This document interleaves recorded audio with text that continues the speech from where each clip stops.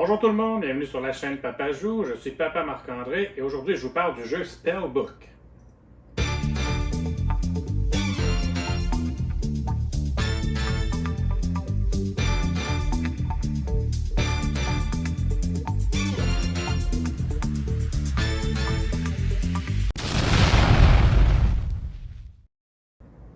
Spellbook est un jeu pour 1 à 4 joueurs de 12 ans et plus pour des parties d'environ 45 minutes. L'auteur est Phil Walker Harding et c'est illustré par Cyril Bertin.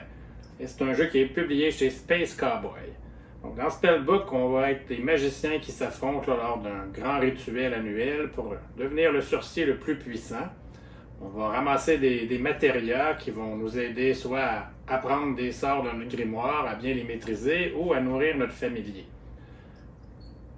À chacun de notre tour, on va piger donc des nouveaux matérias, puis un coup que nos sorts sont complétés, certains, ça va nous permettre d'en piger encore plus ou de faire des actions plus fortes là, à notre tour pour accélérer puis essayer d'aller chercher, là, de compléter notre grimoire le premier ou de nourrir notre familier au complet là, en premier. C'est ce qui va déclencher la fin de la partie. Donc ça ressemble un peu à ça. Je vais l'installer pour vous montrer comment on y joue exactement. Pendant que je fais ça, n'hésitez pas à vous abonner à la chaîne. Moi, ça me fait super plaisir. Puis j'installe le jeu Spellbook. Avant de voir la mise en place, je vais commencer par vous montrer un peu à quoi ressemble une carte de sort de votre grimoire. Donc, qu'est-ce qu'on trouve sur une carte comme ça? On va d'abord voir le nom du sort ici, comme dans ce cas-ci, c'est Sacrifice. On va également voir la couleur qui est demandée. Bon, on voit bien que c'est rouge, donc on va avoir besoin de matériaux rouges pour compléter cette carte-là. On voit ici un petit symbole. Ça, c'est pour dire que c'est dans le set 1. Il y a également des cartes du set 2 et du set 3 qu'on peut ajouter là, pour modifier les parties. Ensuite, on voit les couleurs. On voit les effets que ça va pouvoir vous donner si vous le réussissez en maîtrisant au niveau 3 ou au niveau 4 ou au niveau 5 votre sort. Ça nous montre aussi des points de victoire en fin de partie que vous allez obtenir si vous avez, dépendamment de quel niveau vous avez maîtrisé le sort. Et on va également voir un symbole ici qui nous dit à quel moment on peut utiliser l'action que le sort nous a permis de débloquer. Certains n'en ont pas, c'est un effet immédiat qu'on gagne. Après ça, on ne peut plus rien faire avec, mais certains nous disent là, à quel moment dans notre phase de jeu, on va pouvoir réussir cette action-là. C'est ça que ça ressemble une carte de grimoire.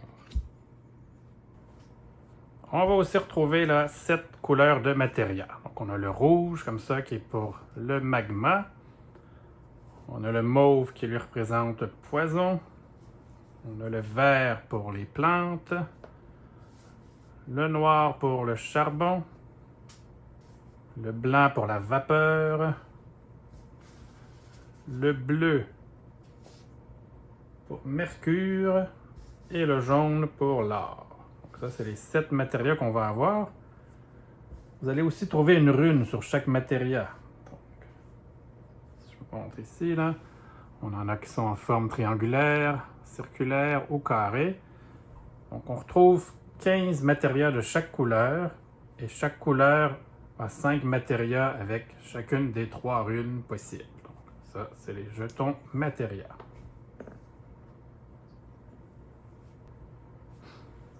La mise en place, ça va être assez simple. Vous allez placer l'autel comme ça au centre de la table. Alors que tous les matériaux vont aller dans le sac ici qui représente là, un grand vortex d'où vont jaillir les matériaux que vous allez pouvoir utiliser. Donc, en début de partie, vous les mélangez et vous en installez 5 sur l'autel. Comme ça. 5. Voilà, que vous placez au centre de la table. Vous laissez le sac prêt. Vous avez une petite boîte à défausse comme ça que vous pouvez également laisser tout prêt.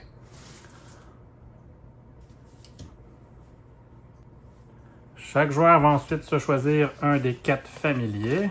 Donc, pour l'exemple, aujourd'hui, je vais prendre celui-là. Ils sont recto-verso, ça c'est pour si jamais vous jouez en solo, vous allez avoir besoin de ça. Pour le mode solo, je vais faire une autre vidéo là, pour un mercredi, là, sûrement la semaine prochaine, où je vais vous montrer comment fonctionne le mode solo. Donc, on se prend un familier. Les autres, on ne les aura pas de besoin. Puis chaque joueur a les sets de cartes là, associés à son familier ici avec l'image. Donc vous allez chercher les cartes. pour l'exemple d'aujourd'hui, je vais prendre tout le set 1. Donc, je prends les 7 sorts qui vont avec le set 1. Mais chaque sort est là 3 fois. Quand vous allez être plus habitué, là, vous pourrez aller essayer les autres sorts pour varier les parties. Là, ça, c'est très agréable, un bel ajout. Ça permet de diversifier.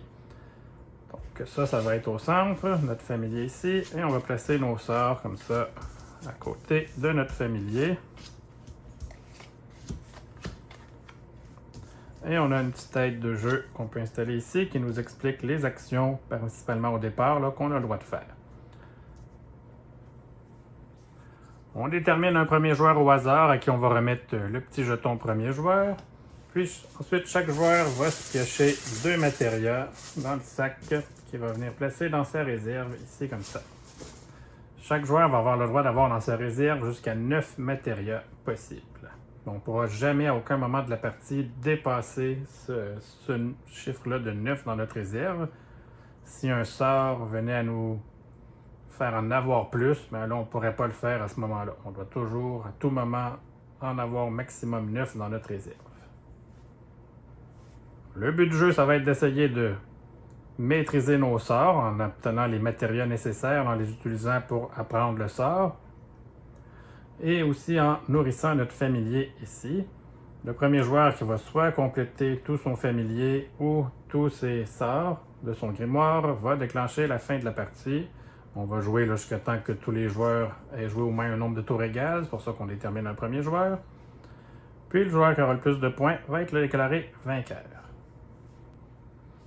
Comme je le disais, là, moi pour la première partie, on s'est recommandé d'installer le premier set de cartes grimoire. Il vous propose ensuite, là, il vous suggère d'essayer des parties avec le set 2, puis d'autres parties avec le set 3. Puis un coup que vous avez joué un peu avec tous les 3 sets, bien là, vous pouvez mixer, là, mélanger chaque couleur puis en sortir un. L'important, c'est que chaque joueur doit avoir les mêmes sorts devant lui. Donc ça, c'est pour le grimoire. Alors, en début de partie, nos actions vont être assez limitées. Chacun notre tour, en commençant par le premier joueur puis en tournant en sens horaire, on va réaliser notre tour de jeu en suivant les différentes phases. On commence par la phase du matin qui nous permet de soit prendre un matériau ici sur l'autel ou d'en piocher 2 dans le sac du vortex. Si on avait complété, maîtrisé un de nos sorts avec un symbole du matin, bien, au lieu de prendre ici sur l'autel ou dans le sac, on pourrait réaliser une action matin de notre carte. Donc là, dans ce cas-ci, on a le rouge qui nous permettrait de défausser différents matériaux pour piocher plus de matériaux dans le vortex. Mais ça, je vais y revenir un peu là, aux cartes grimoire un peu plus tard. Donc là, mettons qu'on commence la partie, bien là, je pourrais soit venir prendre ici un sur l'autel ou en piocher 2 dans le sac. Donc là, je vais dire que j'en pioche 2 dans le sac. Puis je les ajoute à ma réserve ici, comme ça. Ensuite, je passe au midi. Le midi, je peux stocker un de mes matériaux que j'ai dans ma réserve sur mon familier. Donc, je pourrais décider de prendre le bleu ici, puis de venir l'installer là. J'ai le droit de faire ça une fois par tour. Encore là, j'ai pas le choix, c'est le début de la partie, mais quand je vais avoir débloqué des sorts qui ont une icône du midi, bien, au lieu de stocker un matériau comme ça sur mon familier, je pourrais décider de faire une action d'un de mes sorts du midi. Ça aussi, je vais y revenir après. Ensuite, on passe à la phase du soir. Si on a accumulé assez de matériaux d'une couleur, on en prend au moins 3 de la même couleur pour compléter un sort. Il y a des moyens d'aller en chercher avec d'autres couleurs. Ça, je vais expliquer, ça ne sera pas long. Ça prend soit 3, 4 ou 5 matériaux de la même couleur pour venir maîtriser un sort. Donc, c'est le soir qu'on fait ça. Si on a les bons matériaux pour en apprendre un, on le fait. Sinon, là aussi, on va débloquer des actions de soir sur notre grimoire. Donc, si à la place, j'avais réussi à maîtriser ces sorts-là, bien, au lieu d'apprendre un nouveau sort, je pourrais réaliser une action soir que j'ai dans mon grimoire. Quand tout ça c'est fini, on vérifie sur l'autel. S'il y a moins que 5 matériaux sur l'autel, on en remet jusqu'à temps qu'il y en ait 5. S'il y en a entre 5 et 9, comme c'est le cas en ce moment, on en pige un qu'on vient rajouter comme ça. Et s'il y en avait déjà 10 à la fin de mon tour, on les enlève tous, on les défausse et on en remet 5 nouveaux.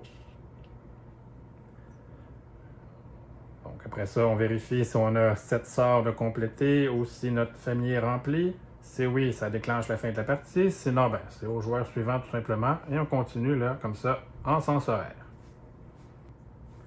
Si jamais le sac de matériaux est vide pendant la partie, ben, on prend tout ce qui a été défaussé, on le remet dedans, puis on peut continuer. Ça n'est pas un problème. Donc, pour apprendre un sort, comme je le disais, ça va nous prendre des matériaux de la même couleur. Donc, exemple, si j'avais, disons ça, et disons que ça, c'était ce que j'ai dans mon jeu en ce moment. Et là, je suis à l'étape de soir, puis je voudrais essayer d'apprendre de maîtriser le sort rouge. Ben, j'ai déjà 3 matériaux rouges ici qui peuvent m'aider à le réussir au niveau 3. Plus on va réussir le sort à le maîtriser à un niveau élevé, plus il va être puissant, mieux ça va être. Parce que je donne par exemple ici, parce que le niveau qu'on va le maîtriser, ça va nous donner le pouvoir de ce niveau-là, ainsi que tous ceux en dessous. Tandis que si je la réussissais juste au niveau 3, ben, je serais limité à cette action-là ici. Donc, je vous donne comme exemple le sort sacrifice. Ben, si je le réussis au niveau 3, ça me dit défausser une rune avec un cercle comme ça pour piocher 4 nouveaux matériaux dans le vortex. Ben, si je le réussis au niveau 2, ça m'ajoute la rune du triangle. Donc là, je pourrais soit défausser un triangle ou un cercle pour venir piger 4 nouveaux matériaux dans le sac. Alors que si je le complète à son niveau le plus fort, au niveau 5, ben là, peu importe la rune que je vais défausser, qu'elle ait le symbole en carré, triangle ou cercle, je vais pouvoir piocher 4 nouvelles tuiles matériaux. Donc, c'est pas obligé de se rendre jusqu'au bout, mais c'est plus payant et c'est plus fort. Dans mon cas ici, j'ai seulement 3 rouges. Ben, ce que je peux faire, par contre, c'est échanger 3 matériaux d'une autre couleur, mais qui ont la même rune. Donc, ici, j'aurais 3 matériaux avec la rune carré un peu. Ben, je pourrais défausser ces 3-là pour m'ajouter un rouge. Donc là, je serais rendu à 4 rouges. Donc, je pourrais le maîtriser au 2e niveau. À ce moment-là, on en choisit un des matériaux qu'on a pour venir le poser sur la carte au niveau qu'on l'a maîtrisé. Et maintenant, j'ai maîtrisé le sort rouge. Si j'avais eu un autre matériau avec une rune cercle ici, ben, j'aurais pu aussi les dépenser les 3 pour augmenter au niveau 5. On peut le faire plusieurs fois. Par contre, on est obligé d'avoir au moins un jeton, un matériau de la couleur du sort qu'on veut apprendre. Je ne pourrais pas apprendre un sort rouge en défaussant 9 matériaux qui partagent la même rune là, pour me faire 3 rouges. Ça ne compte pas, il faut vraiment en avoir un. Et chaque sort peut seulement être appris une seule fois. Donc un coup qu'on l'a maîtrisé, on ne peut pas le changer. En tout cas, pas en l'apprenant comme ça, mais il y a des cartes, certaines actions qui vont permettre d'augmenter les niveaux. Ça, on verra ça un peu plus tard. Donc là, j'aurais complété mon grimoire rouge. Donc là, quand mon tour va revenir, ben, au niveau de ma phase du matin, plutôt que de piocher 2 matériaux ou d'en prendre un ici, ça peut être intéressant de dire, OK, ben, je vais réussir, je vais faire l'action qui est ici, je défausse un matériau avec la rune du cercle, et là, je peux repiocher 4 nouveaux matériaux du sac.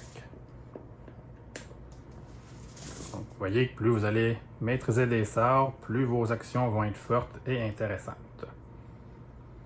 Si on regarde ensuite ici le sort mauve, là, je vais juste expliquer ceux du set 1, mais je vais vous laisser découvrir là, ceux du set 2 et 3 si jamais vous procurez le jeu, ou vous pouvez l'essayer aussi sur Board Game Arena. Donc ici, c'est le sort mauve. Si on l'apprend au premier niveau, ben, ça peut nous permettre d'aller chercher n'importe quelle couleur, mais qui aurait 2 runes en cercle comme ça. Donc je pourrais venir chercher ces 2-là. Si je l'atteins au niveau 2, ben, je peux soit venir chercher les 2 runes comme ça ou 2 runes triangle, même s'ils n'ont pas la même couleur. Et si je l'atteins au maximum, je peux aller chercher n'importe quel matériau avec 2 runes identiques. Il doit vraiment être identique, là. Même si je le maîtrise au niveau 3, ben, je ne pourrais pas prendre un carré et un triangle. Il faut vraiment prendre 2 runes identiques. Donc ça, c'est 2 actions qui s'ajouteraient au matin. Ensuite, il y a 2 sorts ici qu'on peut débloquer pour le midi.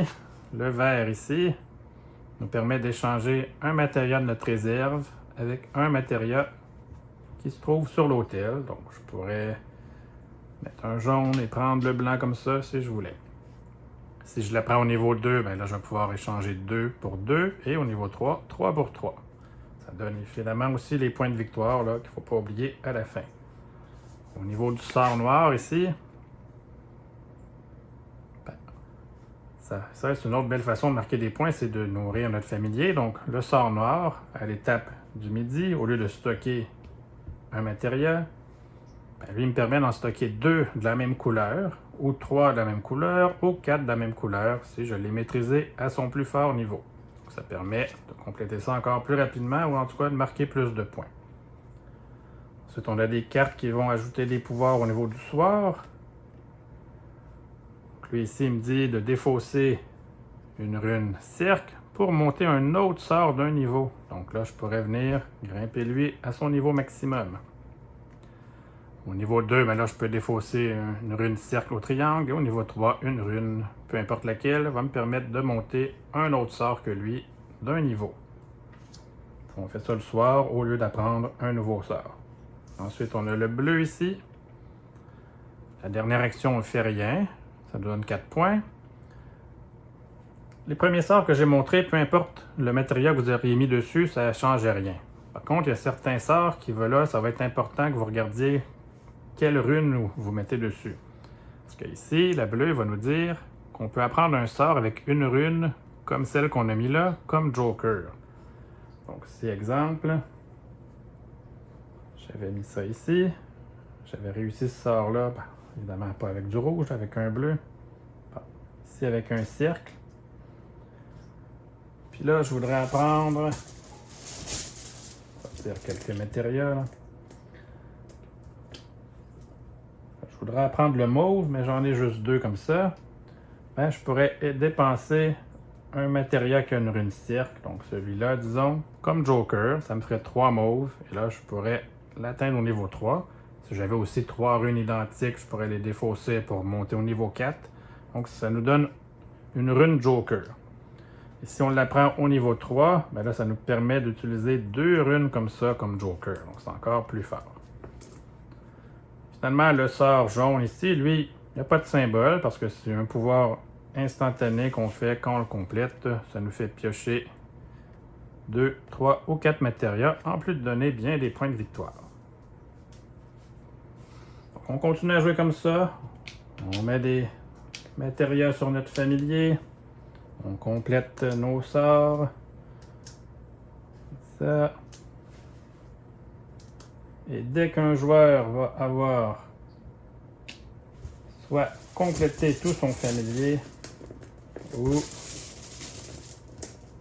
appris tous ses sorts, ben, la partie s'arrête. On joue là jusqu'à temps que tout le monde ait joué un nombre de tours égal et on va compter les points. Donc on additionne tous les points de nos sorts maîtrisés plus le chiffre qu'on voit là sur l'espace libre après notre dernier matériel sur notre familier. C'est pour ça que s'il est au complet, ici le 18, ça c'est pas un espace pour un matériel, c'est juste que ça veut dire que si notre familier est complet, ça nous donne 18 points. On additionne tout ça, celui qui en a le plus remporte la partie. En cas d'égalité parmi les joueurs qui sont égaux en première place, c'est le joueur qui aurait appris le plus de sorts dans son grimoire qui serait le vainqueur. Si c'est encore égal après ça, c'est le joueur à qui il lui reste le plus de matériel dans sa réserve qui serait déclaré gagnant. Et si après ça, c'est encore égal, ben là, les joueurs se partagent la victoire.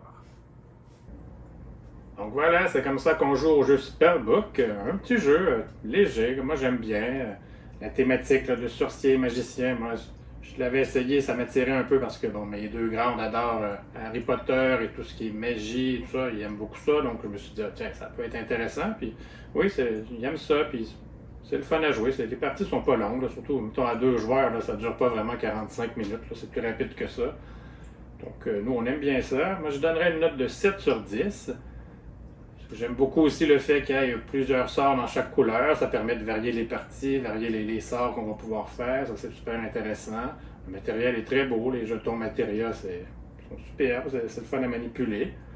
Puis, ben, c'est ça. C'est un jeu qui se maîtrise très rapidement. Parfait pour des nouveaux joueurs aussi. Moi, vraiment, je vous le recommande si vous cherchez quelque chose de léger. C'est un jeu parfait pour ça. Donc, Spellbook, je vous le recommande. C'est tout pour moi. Si vous avez aimé la vidéo, n'hésitez pas à cliquer sur j'aime, puis à vous abonner à la chaîne. Vous pouvez aussi venir me rejoindre sur Facebook et Instagram, là, juste à chercher Papajou. Donc, je vous dis merci. À la prochaine.